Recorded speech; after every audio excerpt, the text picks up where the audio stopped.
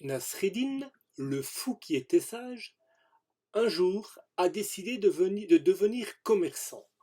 Il part donc au marché et décide d'acheter 10 ânes pour les revendre plus tard. Il achète ces 10 ânes et repart à la maison. En chemin, il se dit: Oh, mais j'espère que des voleurs ne m'ont pas volé un âne. Donc il se met à compter les ânes qu'il a achetés. Il en compte, il arrive à 9.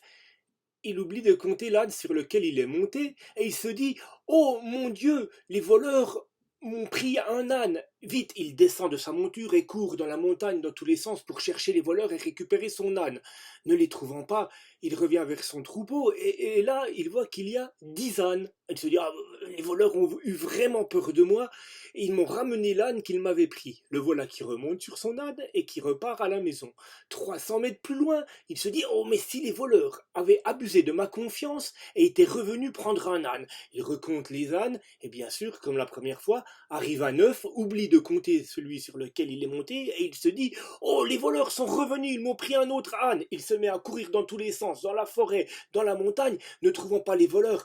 Il revient épuisé vers son troupeau et à la surprise de voir à nouveau 10 ânes. Il se dit: Ah, quand même, ils ont peur de moi, les voleurs, mais je vais plus me faire avoir. Je ne vais plus monter sur un âne parce que chaque fois que je suis sur un âne, ils en profitent pour m'en voler un autre. Donc, je vais marcher derrière les ânes, je pourrais bien les surveiller les 10. Et le voilà qui rentre à la maison en surveillant ses 10 ânes. Le chemin est long, il fait chaud, la route est poussiéreuse. Il arrive à la maison dégoulinant de sueur, il n'en peut plus, il est fatigué, il est sale, mais il est content, il a amené ses 10 ânes et il raconte l'histoire à sa femme. Et celle-ci lui dit: Oui, mais moi, si je compte les ânes, je n'en compte pas 10, j'en compte bien 11.